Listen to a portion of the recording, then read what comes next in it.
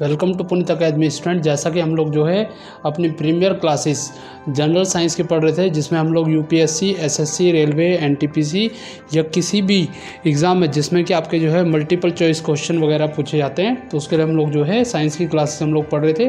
और आज से हम लोग जो है ह्यूमन फिजियोलॉजी स्टार्ट करेंगे, जिसमें हम लोग जो है आज की क्लास में आपको जो है रेस्पिरेशन का पूरा जो टॉपिक है वो मैं आपको जो है कोर कंसेप्ट के साथ समझाऊंगा। काफ़ी इंपॉर्टेंट टॉपिक है, काफ़ी क्वेश्चन इसमें से आते रहते हैं। देखिए, आज की क्लास हम लोग स्टार्ट करेंगे विद रेस्पिरेटरी सिस्टम। जैसे कि हम लोगों ने पढ़ा है, जो हमारे एनिमल्स होते हैं या जितने भी जो है एनिमल्स हैं, उनमें जो है डिफरेंट ग्रुप ऑफ एनिमल्स में जो है डिफरेंट स्पेसिफिक ऑर्गन होते हैं जो कि रेस्पिरेशन के लिए रिस्पॉन्सिबल होते हैं। तो वही यहाँ पे एक्सप्लेन किया है रेस्पिरेशन एनिमल में। In animal respiration is take place with the help of some specific respiratory organ which differ in different animal group में जो है अलग अलग होगा, यानी कि हर ग्रुप में जो है आपका रेस्पिरेशन के लिए अलग अलग ऑर्गन्स जो हैं वो डेवलप होते जाएंगे। तो किस तरह से ये डेवलप होंगे, इसी की हम लोग जो है बात करेंगे। जैसे बात कर रहे थे हम लोग अर्थवॉर्म एंड लीच, तो अर्थवॉर्म और लीच वगैरह जो होते हैं, इनमें जो आपका रेस्पिरेटरी ऑर्गन्स होते हैं या रेस्पिरेटरी जो आपका सिस्टम है, ये क्या होता है मॉइस्ट स्किन, यानी कि ये जो है अपनी मॉइस्ट स्किन से ही जो है सांस ले सकते हैं, यानी कि इसी के थ्रू ये जो है रेस्पिरेशन कर सकते हैं। अब आपको एक चीज़ और याद रखनी है, जब भी कभी रेस्पिरेशन जो है स्किन के थ्रू होता है तो उसको हम लोग बोलते हैं क्यूटेनियस रेस्पिरेशन। तो क्यूटेनियस रेस्पिरेशन में आपका जो रेस्पिरेशन है वो स्किन के थ्रू होता है, जैसा कि लीच एंड अर्थवॉर्म के अंदर होता है। इसी तरीके से देखिए अमीबा एंड प्लेनेरिया, अमीबा और प्लेनेरिया वगैरह जो है, इनमें जो रेस्पिरेशन होता है वो सेल मेम्ब्रान के थ्रू होता है, यानी कि इनमें जो है आपकी सेल मेम्ब्रान ही आपका जो है एक रेस्पिरेटरी ऑर्गन की तरह बिहेव करती है, यानी कि इसी के जनरल सरफेस से ही वो जो है डिफ्यूज़न के थ्रू जो है आपका गैसेस एक्सचेंज कर सकते हैं। इसी तरीके से कुछ एक्वेटिक एनिमल्स, जैसे आप लोगों ने पढ़ा है फिश, प्रॉन्स, मसल्स वगैरह जो होते हैं, उनमें जो गिल्स होते हैं ये आपका जो है एक रेस्पिरेटरी ऑर्गन्स वगैरह है। जैसे कि यहाँ पे डायग्राम्स में दिखाया हुआ है, इनमें जो है गिल्स पाउचेस वगैरह में जब वो वाटर को जो है कंसीडर कर लेते हैं, उसको जो है टेकअप कर लेते हैं, तो उसी में से जो डिजोल्व ऑक्सीजन होती है उसको जो है गिल्स के थ्रू या गिल्स के अंदर ही जो है वहाँ से डिफ्यूजन के थ्रू उसको इनटेक कर लेंगे। तो इस तरह से जो एनिमल्स हैं जैसे फ़िश, प्रॉन्स और मसल्स, ये जो है आपका गिल्स के थ्रू इनमें जो है रेस्पिरेटरी ऑर्गन होता है। देखिए, इसी तरीके से टेरेस्ट्रियल या एनिमल या लैंड एनिमल्स होते हैं, इनमें जो होता है रेस्पिरेशन के लिए लंग्स वगैरह होते हैं, क्योंकि लंग्स से जो है ज़्यादा इफिशिएंट वे में जो है ऑक्सीजन की सप्लाई हो सकती है। जैसे लिजार्ड हुआ, बर्ड हुआ, ह्यूमन हुआ, इनमें सब में जो है लंग्स होंगे। जब ज़्यादा इफिशिएंसी होगी तो ऑक्सीजन भी ज़्यादा क्वांटिटी में मिलेगी, और इनमें जो है रेस्पिरेशन जो कि हम लोग जो है डिटेल में पढ़ेंगे, तो मैं आपको बताऊँगा जो है ज़्यादा इफिशियंसी में इनको एनर्जी वहाँ पर रिसीव होगी। तो यहाँ पे देखिए डायग्राम के थ्रू आपको यहाँ पे भी मैंने यहाँ पे आपको जो है शो किया हुआ है। इसी तरीके से देखिए कुछ इंसेक्ट्स होते हैं, इंसेक्ट्स में जो होता है रेस्पिरेशन के लिए एयर ट्यूब या ट्रेचिया, या कई बार हम इनको जो है स्पायरेकल्स भी कहते हैं, ये इनके रेस्पिरेटरी ऑर्गन है। जैसे कुछ ग्रास होपर हुए, हाउस फ्लाई या कॉकरोच वगैरह या मस्कीटो वगैरह में जो है आपका सारा का सारा जो रेस्पिरेशन है वो इसी एयर ट्यूब या स्पायरेकल्स के थ्रू ही होता है। जैसे यहाँ पे देखिए एक डायग्राम के थ्रू मैंने बताया आपको, ठीक है, ये देखिए ये एयर सैक्स दिखाया हुआ है, ये ट्रेचिया शो किया हुआ है, और यहाँ पे जो स्पायरेकल्स है इनमें जो है आपका रेस्पिरेशन हो सकता है। जैसे देखिए इस फिगर में आपको जो है क्लियर होगा, ये देखिए कार्बन डाइऑक्साइड का यहाँ पे जो है, ठीक है, ये बाहर की तरफ जो है उसको पुश कर रही है, और यहाँ पे जो है आपका ऑक्सीजन अंदर की तरफ जो है इन सभी के सभी स्पायरेकल्स के थ्रू जा रहा है। ये सारा का सारा जो है एयर सैक के अंदर जाके ब्लड के थ्रू जब इसमें डिफ्यूजन होगा तो वहाँ से जो है पूरी बॉडी को भेज दिया जाएगा। तो जैसे मैंने बताया अभी, कॉकरोच, मस्कीटो, ग्रास होपर वगैरह में जो रेस्पिरेशन है वो सारा का सारा आपका जो है स्पायरेकल्स के थ्रू होता है। इंपॉर्टेंट क्वेश्चन है। इसी तरीके से देखिए फ्रॉग्स वगैरह होते हैं, तो आप लोगों ने पढ़ा होगा फ्रॉग जो है ये लैंड पे भी रह सकता है और वाटर के अंदर भी रह सकता है। तो फ्रॉग जो है वो ब्रीथ कर सकता है skin as well as lungs से। अगर वो स्किन से सांस ले रहा है तो वाटर के अंदर भी सांस ले सकता है, अगर वो लंग्स से सांस ले रहा है तो वो जो है वाटर की जनरल सरफेस से बाहर रहते हुए भी सांस ले सकता है लंग्स का यूज़ करके। तो दोनों के दोनों जो, यानी कि इसमें क्यूटेनियस रेस्पिरेशन भी और लंग्स से भी जो है ये रेस्पिरेशन करता है। ये आपको जो है काफ़ी एग्जाम्स में पूछा हुआ है, तो ये आपको जो है ज़रूर याद रखना है।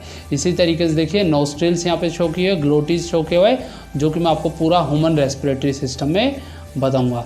तो देखिए ह्यूमन रेस्पिरेटरी सिस्टम की अगर हम लोग बात करें तो ह्यूमन रेस्पिरेटरी सिस्टम जो है वो काफ़ी कम्प्लेक्स होता है, और काफ़ी जो है डिटेल में क्वेश्चन यहाँ से आपसे पूछे जा सकते हैं। जैसे ह्यूमन रेस्पिरेटरी सिस्टम में हमारा जो है नेसल पासेज आएगा, नेसल पासेज के बाद आपका जो है फेरेंक्स आएगा, फिर लैरिंक्स होगा, लैरिंक्स का ट्रेचिया, रिंग्स ऑफ कार्टिलेजेस हमारे लंग्स में ठीक है एक रेस्पिरेटरी ऑर्गन्स में प्रेजेंट होंगे।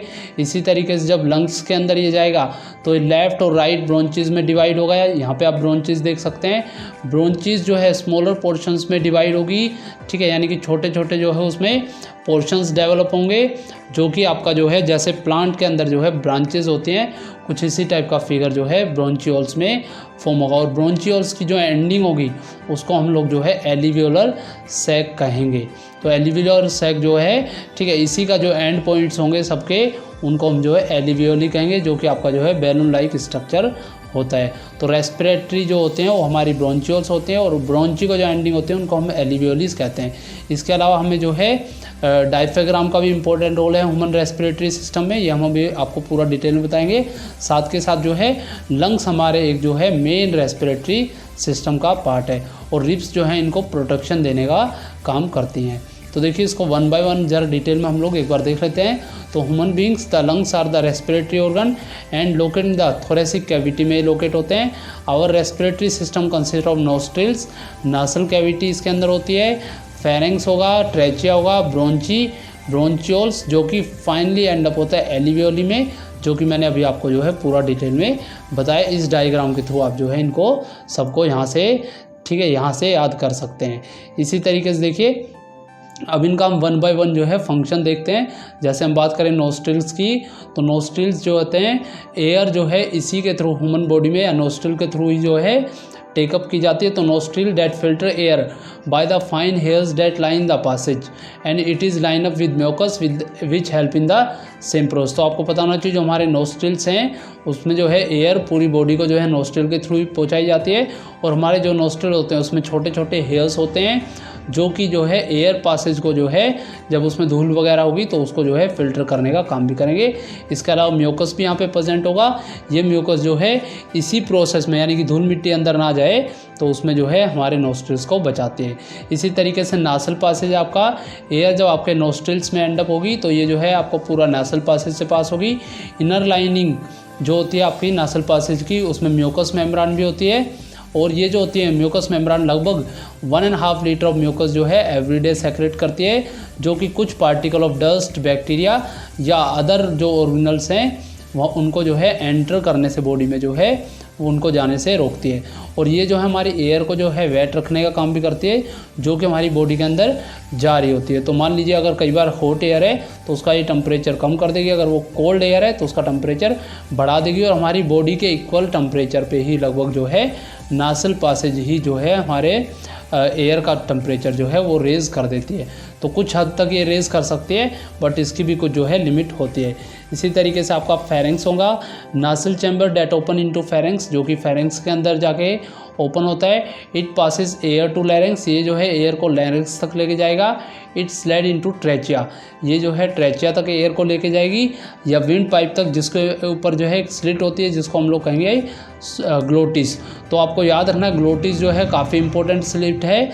जब हम लोग खाना खा रहे होते हैं तो ग्लोटिस जो है इपीग्लोटिस के द्वारा बंद हो जाती है, तो हमारा जो फूड का पासेज होता है वो जो है एयर ट्यूब के अंदर नहीं होता बल्कि वो फूड पाइप के अंदर चला जाता है। तो ये कॉमन पासेज होता है रेस्पिरेटरी और डाइजेस्टिव सिस्टम का, जिसको हम लोग क्या कहते हैं ग्लोटिस। तो ग्लोटिस जो है किसके थ्रू क्लोज किया जाएगा, इपीग्लोटिस के द्वारा क्लोज किया जाएगा। तो ये भी याद रखना है। फेरेंक्स के अंदर जो है ये क्वेश्चन काफ़ी बार एग्जाम में पूछा हुआ है। तो नेसल चैम्बर है, फेरेंक्स में ओपन होगा, एयर पासेज होगा लैरिंक्स तक, और ये जो है ट्रेचिया या विंड पाइप तक लेके जाती है जिस पे एक ओपनिंग होती है जिसको हम लोग जो है ग्लोटिस कहते हैं। तो यहाँ पे देखिए आप डायग्राम के थ्रू यहाँ पे समझिए, ये जो है पूरा रीजन आपका फेरेंक्स है, और ये देखिए ये पूरा रीजन आपका लैरिंक्स है।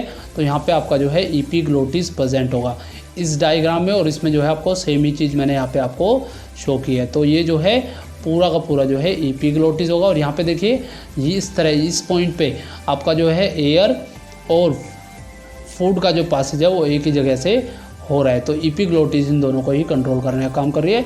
जब हम लोग खाना खा रहे होते हैं तो इपीग्लोटिस जो है ये ग्लोटिस के द्वारा बंद हो जाता है, तो आपका जो फूड है वो सीधा ओजोफेगस में चला जाता है। इस तरह से जो है आपका एक इम्पोर्टेंट क्वेश्चन यहाँ से कवर कर लिया हमने। इसी तरीके से देखिए लैरिंग्स, it is located in the neck and help in protect trachea.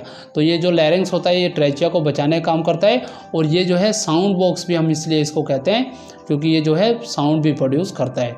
अब इसके बाद आपका जो नेक्स्ट रीजन आएगा वो आपका ट्रेचिया या विंड पाइप आएगा। तो देखिए the air passes from pharynx and goes into trachea. तो यहाँ से जो एयर पास हुई है फेरिंग्स से वो ट्रेचिया में जाएगी। इनकम्प्लीट रिंग ऑफ कार्टिलेज जो है ट्रेचिया के अंदर होती है, जो कि आपका जो है cartilage keep the trachea open allowing the passage of air to lungs. और जो है ये लगातार जो है इनकम्प्लीट रिंग्स जो है आपकी जो एयर है उसको लंग्स तक पहुंचाने का काम करती है। इसके अलावा आपकी जो इनकम्प्लीट कार्टिलेज ऑफ रिंग है ये हमारे जो विंड पाइप या ट्रेचिया होता है उसको कोलैप्स होने से भी बचाती है। इन केस मान लीजिए अगर एयर की कहीं पे कमी हुई है तो ये जो है उसको कोलैप्स नहीं होने देगी।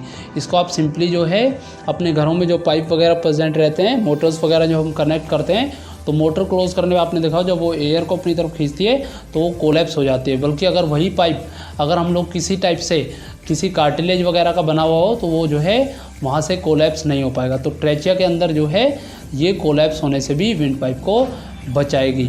इसी तरीके से हमारे जो रिब्स होते हैं 12 पेयर बोन्स होती हैं जो कि केज के फॉर्म में होते हैं। लंग्स, हार्ट वगैरह को जो है सेफली प्लेस करने में हेल्प करती हैं। मूवमेंट ऑफ इंटरकोस्टल मसल्स को भी जो है ब्रीथिंग के टाइम हमारी रिब्स जो है वो हेल्प करेगी। इसको अभी हम लोग जो है डिटेल में देखेंगे स्टूडेंट्स। तो देखिए आपको ज़रूर ये लेक्चर समझ में आ रहा होगा स्टूडेंट। अगर इससे पहले हमने स्टूडेंट देखिए आपके लिए जो है पूरा जो सेल चैप्टर है वो विद मल्टीपल चॉइस क्वेश्चन हम लोग कवर कर चुके हैं। कुछ साइंस की ब्रांचेस वगैरह के लेक्चर भी हमने जो है अपने चैनल पे जो है अपडेट किए हैं, अपलोड किए हैं। तो आप चाहे तो उनको जो है देख सकते हैं, जो कि आपके आने वाले किसी भी एग्ज़ाम में जो है काफ़ी बेनिफिशियल हो सकता है स्टूडेंट्स। तो चलिए हम लोग मूव करेंगे इसमें ब्रोंचीज। तो trachea divide into smaller tubes on entering the thoracic cavity which extend to the lungs, जो कि लंग्स तक आपका जो है एक्सटेंड होता है। ब्रोंचियोल्स जो है सब डिवाइडेड पार्ट होता है स्मॉलर ट्यूब्स का, जिनको हम लोग ब्रोंचियोल्स कहते हैं। ईच ब्रोंचियोल फाइनली टर्मिनेट होता है बेटा एलिवियोली के अंदर जो है टर्मिनेट हो जाता है। तो इस तरह से देखिए इसके रीज़न बनते जा रहे हैं।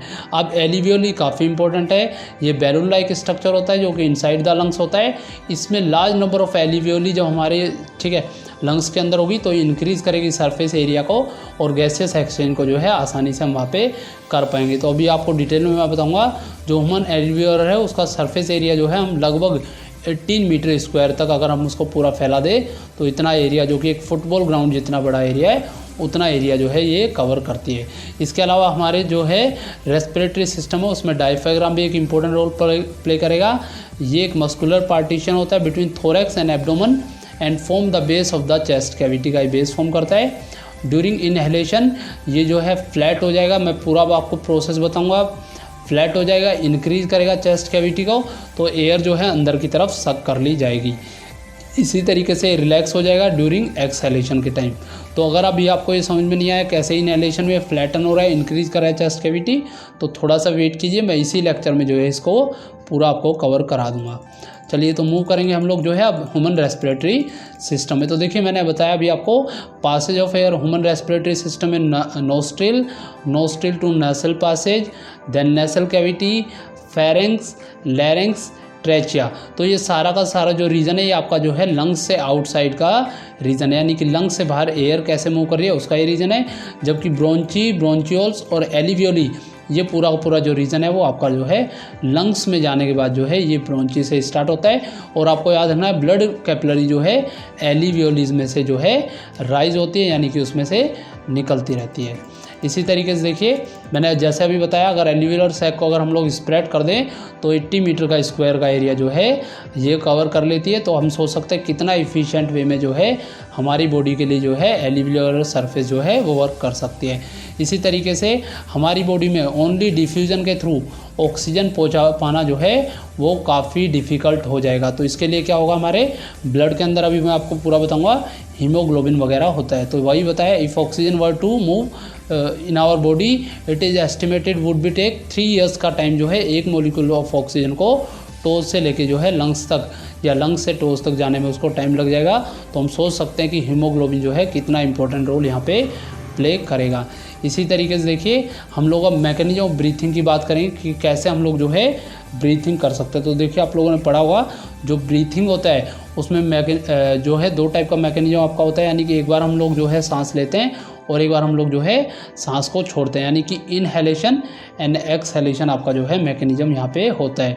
तो देखिए किस तरह से इनहेलेशन होगा, कैसे एक्सहेलेशन होगा और किस टाइप का प्रोसेस जो है हम यहाँ पे अपनाएंगे उसकी हम लोग बात कर लेते हैं। जैसे देखिए ड्यूरिंग इनहेलेशन थोरेसिक कैविटी जो है एक्सपेंड होगी, यानी कि इनहेलेशन अगर हम कर रहे हैं तो थोरेसिक कैविटी जो है ये आपकी पूरी एक्सपेंड हो जाएगी। जैसे यहाँ पे देखिए इस डायग्राम में थोरेसिक कैविटी जो है ऊपर की तरफ आपकी चलेगी, ये रिब्स वगैरह भी आपकी जो है रेज हो जाएगी। साथ में आपको ये भी याद रखना है जो हमारा लंग्स होता है उसकी जो मेम्ब्रान होती है वो प्लूरल मेम्ब्रान से बनी होती है। तो एयर इस समय जब रिब्स जो है रेज हो जाएंगी तो यहाँ पे जो है एयर जो है इनटू द लंग्स की तरफ जो है चली जाएगी, यानी कि लंग्स के अंदर एयर चली जाएगी। तो इस केस में आपका जो है डायफ्राम, अभी मैं आपको पूरा बताऊंगा, तो डायफ्राम जो है वो डाउनवर्ड डायरेक्शन में पुल कर जाएगा, यानी कि वो नीचे की तरफ जो है चला जाएगा। कंट्रैक्टिव मसल ऑफ डायफ्राम जो है वो नीचे की तरफ आ जाएगी, यानी कि ये कंट्रैक्ट कर जाएगी।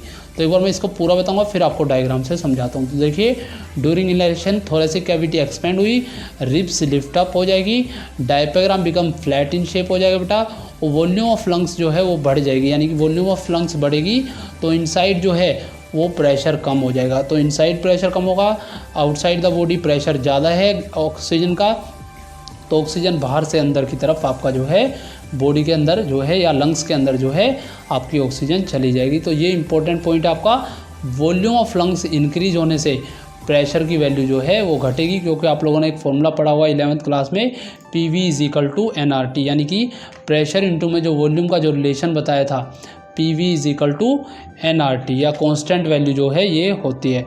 तो बॉयल्स लॉ से जो है हम इसको पढ़ेंगे अभी। तो जैसे जैसे प्रेशर बढ़ेगा तो वॉल्यूम घटेगी, वॉल्यूम बढ़ेगा तो प्रेशर घट जाएगा। तो वॉल्यूम ऑफ लंग्स यहाँ पे इंक्रीज हुई है तो प्रेशर क्या हुआ है अंदर की तरफ डिक्रीज हुआ है। आउटसाइड प्रेशर ज़्यादा है, अंदर प्रेशर कम है, तो एयर जो है इनहेलेशन में अंदर की तरफ चली जाएगी। इसी तरीके से देखिए एक्सहेलेशन के टाइम पे हमारी बॉडी के अंदर जो है थोरेसिक कैविटी कॉन्ट्रैक्ट कर जाएगी, यानी कि ओरिजिनल पोजीशन की तरफ जाएगी, रिब्स जो है वो डाउनवर्ड डायरेक्शन में मूव कर जाएगी, डायफ्राम दोबारा से डोम शेप में आ जाएगा। वॉल्यूम ऑफ लंग्स यहाँ पे डिक्रीज हुआ है, बट आपको याद रखना है जब वॉल्यूम्स डिक्रीज हुई है, यानी कि लंग्स की वॉल्यूम जब डिक्रीज हुई है तो प्रेशर जो है वो जो है आपका बढ़ जाएगा, यानी कि अंदर की तरफ जो है आपका प्रेशर बढ़ जाएगा। तो अंदर जब प्रेशर बढ़ेगा तो आपका जो है वॉल्यूम अंदर की तरफ घट जाएगा, यानी कि अब जो एयर है वो आपकी जो है लंग्स से बाहर की तरफ एग्जिट हो जाएगी। अगर अभी ये पॉइंट आपका क्लियर नहीं हुआ है तो देखिए एक बार इसको जो हम लोग डायग्राम के थ्रू पूरा समझा लेते हैं। तो देखिए प्लूरल मेम्ब्रान्स है, रिब्स जब रेज होंगी तो डायफ्राम आपका डाउनवर्ड डायरेक्शन में आएगा, लंग्स जो है वो आपका एक्सपेंड हो रहा है, तो एयर कहाँ चलेगी अंदर से बाहर से अंदर की तरफ चलेगी। इसी तरीके से रिब्स जो है रिटर्न हो रही है अपनी ओरिजिनल पोजीशन में, डायफ्राम अपनी नॉर्मल पोजीशन में जा रहा है और यहाँ पे रिलैक्स कर रही है आपकी डायफ्राम मसल, तो वर्टिब्रल कॉलम से एयर जो है वो आउटसाइड द लंग्स आपकी चली जाएगी। तो ये पूरा प्रोसेस जो है आपका इनहेलेशन और एक्सहेलेशन को समझने में हेल्प करेगा स्टूडेंट। देखिए इसी तरीके से हम लोग जो है एक रेस्पिरेटरी पिगमेंट, जैसे मैंने अभी आपको बताया तो इसके हम लोग बात कर रहे थे। तो in our body diffusion pressure can not take care of oxygen delivery to the all parts of in large size animal. तो आपको पता होना चाहिए जो डिफ्यूजन प्रेशर है वो जो है ऑक्सीजन की डिलीवरी को पूरी बॉडी में जो लार्ज साइज एनिमल्स है उसमें जो है सफिशिएंट नहीं है।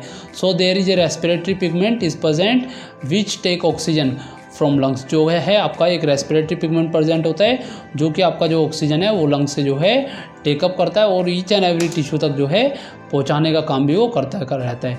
तो हीमोग्लोबिन जो है वो रेस्पिरेटरी पिगमेंट प्रेजेंट होता है ह्यूमन बॉडी के अंदर, जो कि जिसकी इफिनिटी जो है ज़्यादा होती है, यानी कि ऑक्सीजन के लिए उसकी इफिनिटी काफ़ी ज़्यादा होती है, और ये हमारे जो है RBC के अंदर प्रेजेंट होता है। और यही हमारे RBC या ब्लड का जो आपका कलर है रेड जो कलर होता है उसके लिए भी ये रिस्पॉन्सिबल होता है। तो आपको एक चीज़ और यहाँ पे याद रखनी है, जो कार्बन मोनोऑक्साइड है वो आपका एक मेजर पोल्यूटेंट होता है। ये जो है हीमोग्लोबिन के साथ बाइंड हो जाता है, बल्कि ऑक्सीजन से भी ज़्यादा इसकी जो कैपेसिटी होती है हीमोग्लोबिन से बाइंड करने की वो काफ़ी ज़्यादा होती है।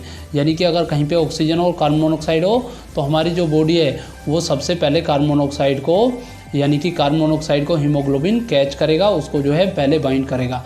तो this reaction with oxygen to form carboxy haemoglobin, यानी कि ऑक्सीजन से रिएक्शन करने पे कार्बोक्सी हीमोग्लोबिन बनाएगा, which reduce the amount of the haemoglobin को जो है वो बाइंड करेगा, ऑक्सीजन लेकर नहीं जा पाएगा, स्टार्विंग हो जाएगी, ऑक्सीजन की कमी हो जाएगी हमारी बॉडी में, जिससे डिजीनेस, फैटिग्यू और ड्राउसीनेस यानी कि बेहोश वगैरह हम हो सकते हैं, ठीक है, नींद आने टाइप का जो है हमें लगेगा, और हम कई बार जो है फैटिग्यू पूरा जो है थक भी जाएंगे, हमें ऐसा महसूस होगा।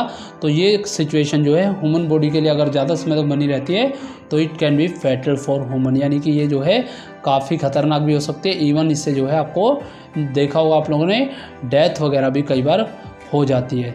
तो इस तरह से रेस्पिरेटरी पिगमेंट में आप लोग याद रखेंगे, हीमोग्लोबिन एक रेस्पिरेटरी पिगमेंट होता है। हीमोग्लोबिन की कैपेसिटी ऑक्सीजन से भी ज़्यादा कार्बन मोनोऑक्साइड के लिए है, और ये जो है ऑक्सीजन को बाइंड करता है, और कार्बन मोनोऑक्साइड जो है ये काफ़ी फैटल ह्यूमन बॉडी के लिए हो सकता है। तो चलिए अब हम लोग जो है एक बार बात कर लेते हैं ब्रीथिंग एंड रेस्पिरेशन जो है किस तरह से एक दूसरे से डिफरेंट है। तो देखिए, it is a mechanism of exchange of gases like oxygen and carbon dioxide, इसको हम सिंपली जो है ब्रीथिंग कहेंगे। जबकि रेस्पिरेशन, अभी मैं डिटेल में रेस्पिरेशन आपको कराने वाला हूँ, ये आपका एक बायोलॉजिकल प्रोसेस होगा जिसमें आपका एक्सचेंज ऑफ गैसेज होगा, ऑक्सीडेशन ऑफ फूड होगा। इसमें आपका कोई भी एनर्जी रिलीज नहीं होती, यहाँ हम बताएंगे एनर्जी रिलीज होगी एटीपी फॉर्म में। It does not involve any enzyme action, breathing में कोई भी इंजाइम एक्शन नहीं होता है। यहाँ पे नंबर ऑफ इंजाइम्स जो है टेक प्लेस करेंगे। It is confined to certain organs only, यानी कि ब्रीथिंग जो है जनरली हमारे लंग्स में ही जो है टेक प्लेस होता है, जबकि रेस्पिरेशन जो हमारी सेल्स के अंदर जो है टेक प्लेस करता है स्टूडेंट्स। तो ये कुछ पॉइंट्स आपको ब्रीथिंग और रेस्पिरेशन में ध्यान रखना है, यहाँ से भी एग्जाम में कई बार क्वेश्चन बन जाता है। अब हम लोग जो है वन बाय वन डिटेल में जो है रेस्पिरेशन को पढ़ेंगे। तो देखिए, रेस्पिरेशन जो है काफ़ी इंपॉर्टेंट टॉपिक है, और कई बार मैंने जो है बच्चों को पढ़ाया रेस्पिरेशन, या 10th 12th पास के जो बच्चों से जो मैं रेस्पिरेशन की डेफिनेशन पूछता हूँ तो इसका जो है एक बहुत ही ख़राब रीज़न या बहुत ही ख़राब आंसर जो हमें मिलता है कि इनहेलेशन और एक्सहेलेशन को ही हम लोग जो है रेस्पिरेशन जो है ज़्यादातर बच्चे बोलते हैं, जो कि पूरी तरीके से गलत डेफिनेशन है। तो करेक्ट डेफिनेशन क्या है? सबसे पहले तो याद रखना आपको, respiration is a biological process taking place in the mitochondria में हमेशा ये होता है। It is the phenomena of energy release by oxidation of various organic molecules, यानी कि ये वो फिनोमिना है जिसमें एनर्जी रिलीज होती है, जिसमें ऑक्सीडेशन होता है बहुत सारे मॉलिक्यूल्स का। सेलुलर यूज़ के लिए हम लोग इसको यूज़ करते हैं, यानी कि सेल्स के अंदर जब होता है तो इसको हम लोग जो है रेस्पिरेशन कहते हैं। यानी कि it is the phenomena of energy release by oxidation of various organic molecule for cellular use is known as respiration. Respiration complex process है। अब क्या क्या इसके अंदर होगा? तो breathing, yes, breathing is a part of respiration, but complete breathing से जो है रेस्पिरेशन नहीं होता है। इसमें आपका एक्सचेंज ऑफ गैसेज होता है, जैसे ऑक्सीजन, कार्बन डाइऑक्साइड। बट आपको याद भी रखना है, रेस्पिरेशन कब कंप्लीट होगा? जब ऑक्सीडेशन ऑफ डाइजेस्टेड फूड होगा। So we can say respiration is the breathing as well oxidation of digested food, जो कि हमारी सेल्स में जो है हो रहा होता है, जिसकी वजह से जो है एनर्जी रिलीज हमारी बॉडी में होती है। तो इस तरह से जो है आपका रेस्पिरेशन, आपका जो टॉपिक है ये आपका जो है कंप्लीट होता है। तो रेस्पिरेशन कब कंप्लीट होगा? जब breathing as well oxidation of digested food हमारी बॉडी के अंदर होगा, तो ही हम जो है रेस्पिरेशन कह सकते हैं। यानी कि वो बायोलॉजिकल प्रोसेस जिसमें आपकी ब्रीथिंग यानी कि exchange of gases as well oxidation of food होता है, उसको ही हम लोग जो है रेस्पिरेशन कहते हैं, श्वसन कह सकते हैं। इसी तरीके से देखिए, जो मेन आउटकम होती है रेस्पिरेशन की, वो क्या होती है आपका? मेनली जो है ये रिलीज़ करती है एनर्जी को by the oxidation of simple food molecules, जैसे ग्लूकोज वगैरह जो है उसको जो है ब्रेक डाउन करेंगे और एनर्जी हम रिसीव करेंगे। दिस एनर्जी रिलीज जो है केमिकल एनर्जी रिलीज़ करता है, जो कि स्टोर होते हैं हमारी बॉडी में एटीपी के फॉर्म में, जिसको हम लोग बोलते हैं एडेनोसिन ट्राइफॉस्फेट मॉलिक्यूल्स के फॉर्म में हमारी बॉडी में एनर्जी रिलीज होती है, जिसको हम लोग आगे बताएंगे एनर्जी करेंसी ऑफ सेल भी कहते हैं। तो देखिए पूरा प्रोसेस किस तरीके से हो सकता है, एक बार हम लोग इसको डिस्कस कर लेते हैं। और लगभग जो है ज़्यादातर एग्ज़ाम्स में इस पूरे प्रोसेस से एक दो क्वेश्चन जो है आपका आ जाता है। जैसे देखिए, आप लोगों को पता होगा हमारी बॉडी में जो है ग्लूकोज एक इंस्टेंट सोर्स ऑफ एनर्जी होता है। तो ग्लूकोज का फॉर्मूला C6H12O6 होता है। ग्लूकोज जब ब्रेक डाउन होता है तो एक सिंगल ग्लूकोज में जो है 6 कार्बन मॉलिक्यूल्स है, जबकि पायरुवेट में आपका जो है 3 कार्बन मॉलिक्यूल प्रेजेंट होता है। तो C3H4O3 पायरुवेट होता है, या इसी को हम लोग जो है पायरुविक एसिड कहते हैं। तो यहाँ पे आपको याद भी रखना है 8 ATP एनर्जी जो है यहाँ पे रिलीज होगी। अब ये पायरुवेट जो है डिफरेंट ऑर्गेनिज्म में अलग अलग तरीके से ब्रेक डाउन हो सकता है। जैसे अगर हम बैक्टीरिया की बात करें तो ऑब्सेंस ऑफ ऑक्सीजन में ये जो है लैक्टिक एसिड फॉर्म करेगा, C3H6O3 जो है फॉर्म करेगा। But in absence of oxygen ये यीस्ट वगैरह में, खमीर वगैरह में जो कि यूनिसेलुलर ऑर्गेनिज्म है, इथेनॉल, कार्बन डाइऑक्साइड और 2 ATP एनर्जी भी रिलीज करेगा। तो 2 कार्बन मॉलिक्यूल इथेनॉल C2H5OH आपको पता होगा इथेनॉल का फॉर्मूला होता है। और इसी तरीके से अगर ये लैक ऑफ ऑक्सीजन हो रहा है तो ह्यूमन मसल सेल के अंदर भी हो सकता है, जिसमें आपका जो है lactic acid plus 2 ATP energy मिलती है। जैसे अभी आपको बताया तो लैक्टिक एसिड क्या है, 3 कार्बन मॉलिक्यूल्स है। इसी तरीके से अगर ये हमारी बॉडी के अंदर प्रेजेंस ऑफ ऑक्सीजन में हो रहा है तो वहाँ पे माइटोकॉन्ड्रिया के अंदर पूरा प्रोसेस चलेगा, तो कार्बन डाइऑक्साइड, वाटर और 30 ATP एनर्जी आपको मिलेगी। तो एक बार मैं इसको रिपीट कर रहा हूँ, ग्लूकोज जब ब्रेक डाउन होगा तो पायरुवेट बनाएगा या पायरुविक एसिड बनाएगा, 8 ATP एनर्जी मिलेगी। अगर यही प्रोसेस बैक्टीरिया में हो रहा है तो लैक्टिक एसिड बनेगा। यही प्रोसेस अगर यीस्ट के अंदर हो रहा है एब्सेंस ऑफ ऑक्सीजन में तो इथेनॉल फॉर्म होगा और 2 ATP एनर्जी यहाँ पे फॉर्म होगी। लैक ऑफ ऑक्सीजन में हो रहा है तो भी 2 ATP फॉर्म होगी, लैक्टिक एसिड बनेगा। प्रेजेंस ऑफ ऑक्सीजन में हो रहा है तो माइटोकॉन्ड्रिया में हो रहा है, मैक्सिमम एनर्जी यहाँ बनेगी, 30 ATP एनर्जी यहाँ बनेगी। तो हम यहाँ से कह सकते हैं कि ग्लूकोज टू पायरुवेट का ब्रेकडाउन होना जो है ये सिंपली आपका जो है फर्स्ट प्रोसेस होता है आपका रेस्पिरेशन का, जिसको हम लोग जो है ग्लाइकोलाइसिस कहते हैं। जबकि पायरुवेट के बाद का जो प्रोसेस है जिसमें वेरियस स्टेप में आपका जो है एनर्जी जो है हमें मिलती है, तो इसको हम लोग जो है क्रेब्स साइकिल कहते हैं। इसको भी मैं पूरा आपको डिटेल में बताऊंगा और इसी लेक्चर में सारा हम लोग जो है कवर करेंगे। तो देखिए यहाँ पे आपको एक डायग्राम दिया हुआ है, ये आपको जो है अपने 10th क्लास में पढ़ा हुआ है डायग्राम। यहाँ पे देखिए ग्लूकोज 6 कार्बन मॉलिक्यूल्स है, साइटोप्लाज्म के अंदर होता है, पायरुवेट 3 कार्बन मॉलिक्यूल्स है, कुछ एनर्जी मिलती है, कितनी एनर्जी मिलती है, 8 ATP important. Absence of oxygen में हो रहा है तो यीस्ट में हो रहा है 2 carbon molecule. Lack of oxygen muscle में हो रहा है तो लैक्टिक एसिड। याद रखेगा जब हम कंटिन्यूसली बहुत सारा वर्क कर रहे होते हैं, किसी एक ही काम को लगातार एक ही तरीके से कर रहे होते हैं, तो हमारी मसल्स में जो है लैक्टिक एसिड फॉर्म हो जाता है। ये आपका जो है CTET में पूछा हुआ क्वेश्चन ये आपका है। इसी तरीके से प्रेजेंस ऑफ ऑक्सीजन में माइटोकॉन्ड्रिया में हो सकता है तो मैक्सिमम एनर्जी मिलेगी, कार्बन डाइऑक्साइड, वाटर यहाँ पे फॉर्म हो जाएगा। तो देखिए हम इसको जो है अब पढ़ लेते हैं glycolysis as well as Krebs cycle. तो यहाँ पे देखिए the process in cellular respiration, इसको हमने पहले ग्लाइकोलाइसिस में डिवाइड किया है।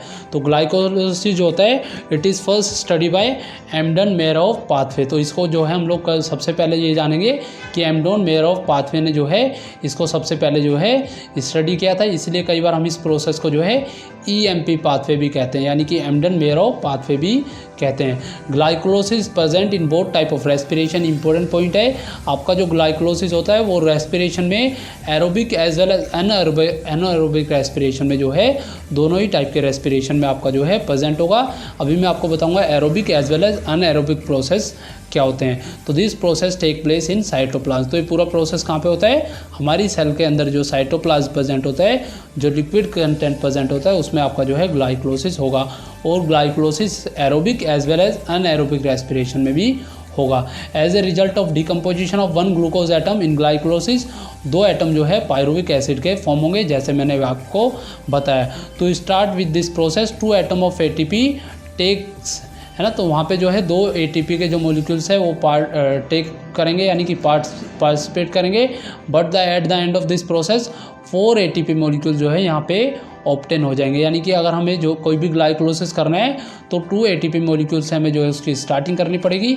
बट जब ये एंड अप होगा तो 4 ATP मॉलिक्यूल वहाँ पे जो है बन के तैयार हो जाएगा। तो देखिए 2 ATP हमने जो है कंज्यूम किया, बट हमें 4 ATP यहाँ पे मिल गया, तो 2 ATP का जो है यहाँ पे हमें गेन हुआ है। और आपको याद रखना है 2 ATP से जो हमें 16000 यानी कि 16,000 कैलोरी जो है एनर्जी हमें मिलती है, यानी कि एक ATP से जो है 8000 कैलोरी ऑफ एनर्जी हमें ऑब्टेन होती है, यानी कि हमें जो है रिसीव होती है।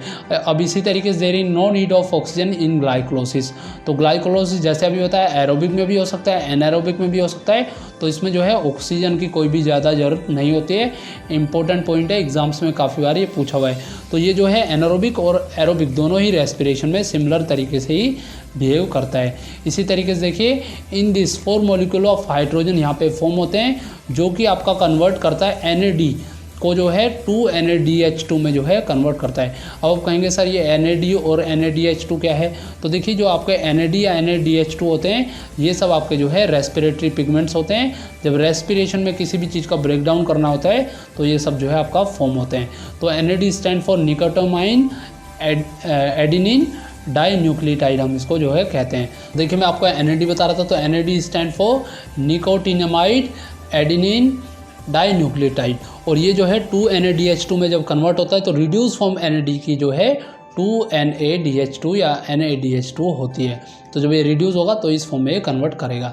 इसी तरीके से देखिए क्रेब्स साइकिल, ये जो साइकिल आपकी, ये सबसे पहले हैंस क्रेब ने 1937 में जो है इसको बताया था, इसलिए इसका जो है नाम क्रेब्स साइकिल भी होता है। इसी साइकिल को हम कई बार जो है सिट्रिक एसिड साइकिल या ट्राई कार्बोक्सिलिक एसिड साइकिल भी या ट्राई कार्बोक्सिलिक साइकिल भी हम लोग कहते हैं। तो नाम आपको याद रखना है, क्रेब साइकिल जो है इसी को हम सिट्रिक एसिड या ट्राई कार्बोक्सिलिक साइकिल भी कहते हैं। इसी तरीके से the process is completed inside the mitochondria, इसका जो पूरा प्रोसेस क्रेब साइकिल है वो माइटोकॉन्ड्रिया में होता है, और प्रेजेंस ऑफ स्पेसिफिक एंजाइम होना जरूरी है। यहाँ पे दो एटम जो है ATP और ADP के यहाँ पे फॉर्म होते हैं।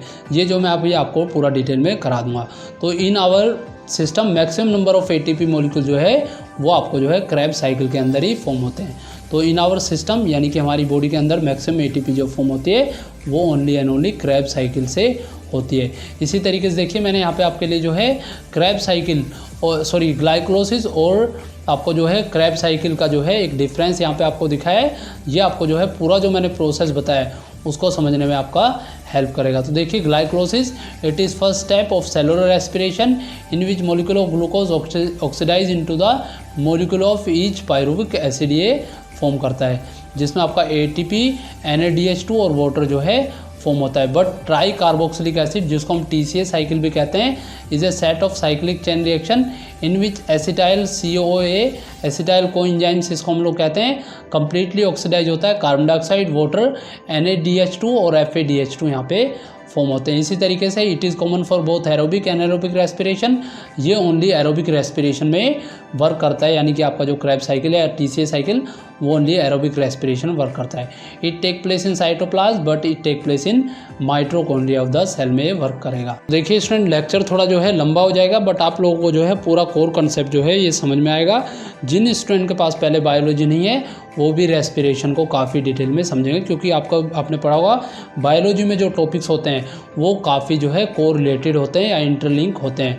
जैसे हम लोग रेस्पिरेशन के बाद हम लोग स्टार्ट करेंगे ब्लड के टॉपिक्स पढ़ेंगे, ब्लड के बाद हम लोग जो है ह्यूमन हार्ट वगैरह पढ़ेंगे, तो सारे के सारे टॉपिक जो हैं कोरिलेट होंगे। तो यहाँ से देखिए प्रोडक्शन ऑफ एनर्जी की मैं एक बार बात कर लेते हैं हम लोग। जैसे ऑक्सीडेशन ऑफ पायरुविक एसिड होगा तो वहाँ पे एक एटम जो है ATP का फॉर्म होगा, यानी कि 1 ATP फॉर्म होगा। इसी तरीके से एनर्जी प्रोडक्शन में पायरुविक एसिड जब ब्रेक होगा तो 5 एटम ऑफ NADH फॉर्म होगा। अब आपको याद रखना जो NADH होता है, एक NADH से हमें जो है 3 ATP मॉलिक्यूल जो है उतनी एनर्जी हमें मिलती है। तो यहाँ पे अगर हम बात करें तो 5 × में 3 यानी कि 15 ATP एनर्जी आपके जो है NADH से हमें मिलेगी। इसी तरीके से 1 एटम ऑफ NADH2 हमें मिला है तो एक एटम जो NADH2 का होता है वो 2 ATP हमें एनर्जी यील्ड करेगा। तो यहाँ पे देखिए ATP की जैसे हमने अभी बात करी थी, तो यहाँ पे टोटल नंबर ऑफ ATP को काउंट कीजिए, 1 ATP, 15 ATP as well as 2 ATP। तो 15 × 17 और 1 18। तो हम कह सकते हैं so when 1 atom of pyruvic acid जो है ब्रेक होगा तो 18 ATP जो है वो फॉर्म होगी, यानी कि 18 एटम जो है ATP के फॉर्म होंगे। बट हमें पता है जब ग्लूकोज ब्रेक डाउन होता है तो हमें 2 पायरुविक एसिड के एटम जो है रिसीव होते हैं। तो हम यहाँ पे कह सकते हैं अगर एक पायरुविक एसिड ब्रेक होने से 18 बन रहा है तो 2 पायरुविक एसिड ब्रेक होने से 36 ATP यहाँ पे जो है रिलीज हो जाएगी। जैसे अभी मैंने आपको जो है पूरा का पूरा जो फ्लो चार्ट था जिसमें मैंने आपको जो है एनर्जी बताई थी, तो 8 ATP जो है आपका पायरुविक एसिड तक बन रही थी। और जब आपका जो है मैक्सिमम जब आपका ऑक्सीडेशन हो रहा था, क्रेब साइकिल में ऑक्सीडेशन हो रहा था, टोटल 30 ATP वहाँ पे बना था। तो टोटल ATP कितनी फॉर्म हो रही थी, 36 ATP वहाँ पे फॉर्म हो रही थी।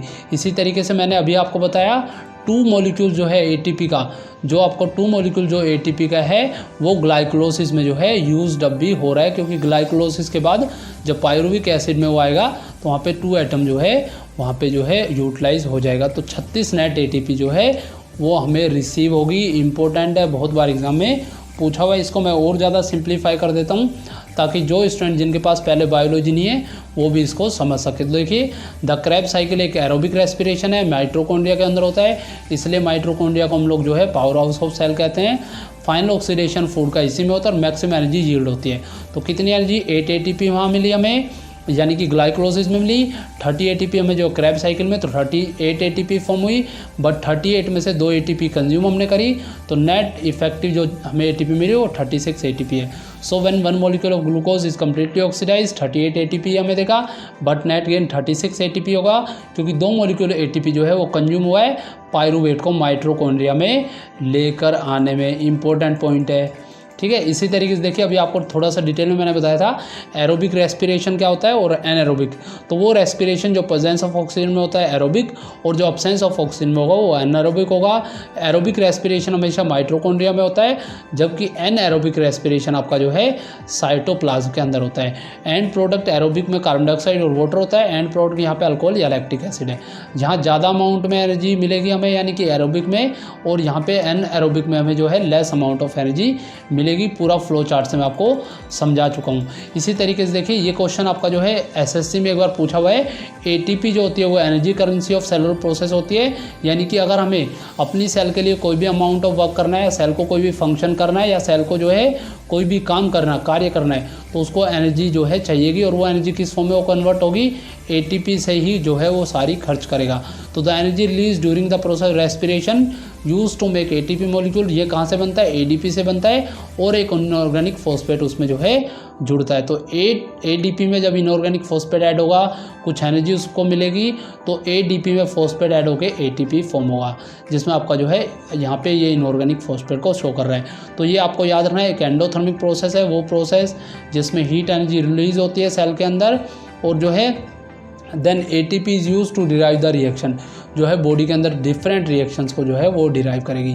जब एक टर्मिनल फॉस्फेट लिंकेज जो है एटीपी में ब्रेक डाउन होता है वाटर का यूज़ करके, हाइड्रोलाइसिस करके, तो इक्विवेलेंट अमाउंट ऑफ एनर्जी 305 यानी कि 30.5 किलोजूल पर मोल एनर्जी यानी कि रिसीव होगी। यानी कि एक एटीपी के ब्रेक होने से हमें जो है 305 किलोजूल मोल जो है एनर्जी रिसीव होगी। मोस्ट इंपॉर्टेंट पॉइंट है, एग्जाम में जो है आपसे ये एनर्जी की वैल्यू कई बार पूछी गई है कि एटीपी मॉलिक्यूल के ब्रेक डाउन होने से हमें जो है कितनी एनर्जी मिलेगी, तो 305 किलोजूल पर मोल, यानी कि एक एटीपी ब्रेक डाउन होने से इतनी एनर्जी हमें मिलेगी। तो हम सोच सकते हैं कि अगर हमारी बॉडी को किसी सेल की बैटरी से या किसी जो है चार्ज ऑब्जेक्ट से अगर रन किया जाए, या इलेक्ट्रिकल एनर्जी की तरह अगर रन किया जाए, तो कितना मुश्किल होगा, हम लोग जो है कैसे जो है सस्टेन कर पाएंगे, जो काफ़ी इंपॉर्टेंट पॉइंट वहाँ पे हो जाएगा। क्योंकि इस तरह से हमारी बॉडी को जो है काफ़ी ज़्यादा अमाउंट में जो है एनर्जी की रिक्वायरमेंट होगी। तो वही बताएं यहाँ पे, think of how a battery can provide energy for many different kind of usage. It can be use to obtain mechanical energy, light energy, electric energy, so on. Similarly ATP use in the cell, हमारी cell में contraction of muscle कराएगी, protein synthesis कराएगी, conduction of nerve impulse कराएगी, बहुत सारी activity कराएगी। तो हमारी बॉडी को लगभग जो है बैटरी ऑपरेट कर पाना जो है काफ़ी मुश्किल हो जाएगा। इसके अलावा देखिए, यहाँ पे मैंने एक पॉइंट आपके लिए कवर किया है, जिसमें आपको जो है बताया कि किस तरह से जो स्मोकिंग है वो हमारी हेल्थ के लिए इंजीरियस हो सकती है। जैसे लंग कैंसर आप लोगों ने पढ़ा होगा, is the one of the common causes of death in the world. और ये जो है अपर रेस्पिरेटरी ट्रैक जो होता है, स्मॉल हेयर लाइक स्ट्रक्चर जिनको हम लोग सीलिया कहते हैं, तो ये सीलिया जो होते हैं हमारे लंग्स के अंदर जो है जम्स वगैरह को रिलीज़ करने में, डस्ट या हार्मफुल पार्टिकल को जब हम लोग एयर इनहेल करते हैं तो उसको जो है दूर करते हैं। अगर कोई भी आदमी स्मोकिंग करता है तो ये जो स्मोकिंग होती है इन सीलिया को जो है डिस्ट्रॉय कर देती है, जिसकी वजह से ये सारे के सारे डस्ट पार्टिकल, स्मोक पार्टिकल या केमिकल्स लंग्स के अंदर आपका जो है एंटर कर जाते हैं और लंग्स में जो है इन्फेक्शन कर देते हैं, जिसकी वजह से कफ और इवन कई बार जो है लंग कैंसर भी जो है देखने को मिलता है स्टूडेंट्स। तो देखिए, आज की क्लास में हमने लगभग जो है अपना ये पूरा टॉपिक आपको कवर करा दिया। अब नेक्स्ट लेक्चर में हम लोग जो है इसके मल्टीपल चॉइस क्वेश्चंस डील करेंगे स्टूडेंट।